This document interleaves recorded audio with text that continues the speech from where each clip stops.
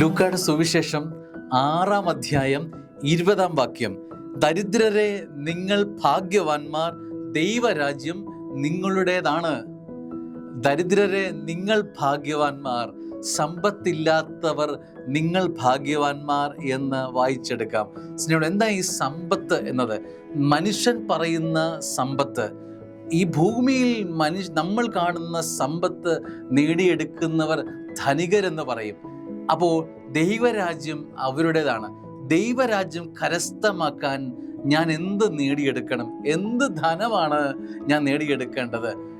അതായത് മനുഷ്യൻ പറയുന്ന ധനമില്ലാത്ത ജീവിതം, അത് ദൈവരാജ്യം സമ്പാദിക്കലാണ് എന്ന് പറഞ്ഞാൽ, അല്പം കൂടി കടന്നു പറഞ്ഞാൽ, ദൈവത്തെ ധനമായി സ്വീകരിക്കുന്നവൻ, ഈ ലോകം പറയുന്ന ധനങ്ങളല്ല, ദൈവത്തെ തന്നെ ധനമായി സ്വീകരിക്കുന്നവൻ ദൈവരാജ്യത്തിന് അർഹരാണ് എന്നർത്ഥം.